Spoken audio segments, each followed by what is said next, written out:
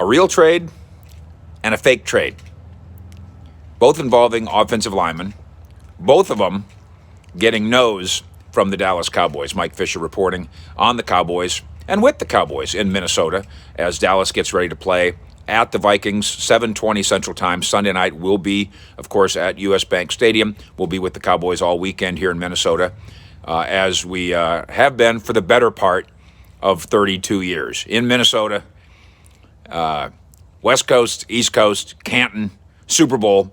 That's where we like to go, because that's where they like to go. In this case, where the Cowboys do not seem they are going to go, as the NFL trade deadline of Tuesday approaches, is trades, blockbuster trades, big trades, trades that would really move the needle. Now, that doesn't mean we can't talk about them. Bill Barnwell of ESPN has talked about one. He says the Cowboys should trade Ty Nsekhe to the Browns. And they should trade him for a Browns backup linebacker, because he thinks the Cowboys need linebacking help. And what he doesn't understand is, and his point, Barnwell's point is, hey, they lost Jaylon Smith. They got to replace Jaylon Smith. They already replaced Jaylon Smith.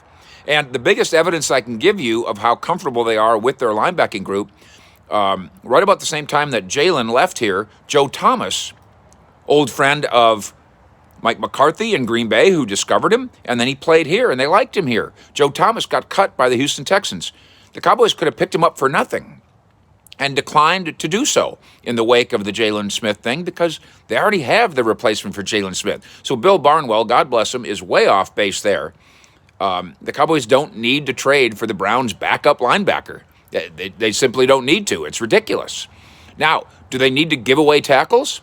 Well, we had our conversation the other day with Mike McCarthy, and he says, I don't know that I've ever been blessed with a great situation like this. We got 4 tackles here who can play, and that's not even counting the rookie Ball. We don't know if he can play yet. Nsekhe is in that group. Is he excess? Well, if you've been around this football team for the last year and a half, you don't view offensive linemen as excess, or you have a very short memory.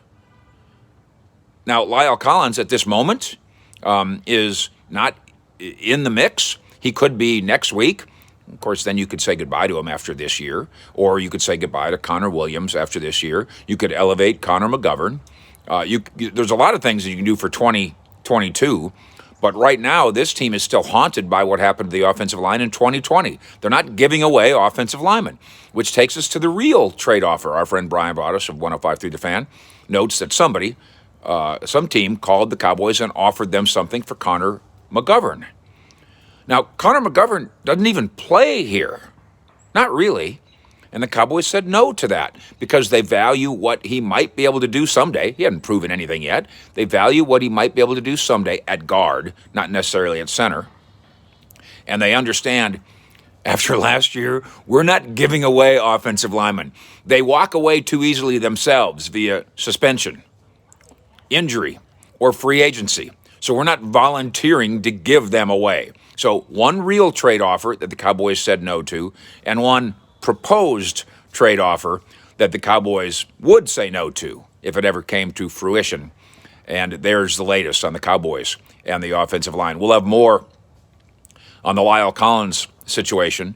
We'll also keep you updated. Hey, there's a deer in the background. You see that? That was a real live deer. Run that back and watch that. We'll also keep you updated on Kelvin Joseph and the Cowboys movement there, and on all the gossip, a lot of it bogus, on Dak Prescott. Keep it right here with Fish in Minnesota with the Cowboys. Fish out.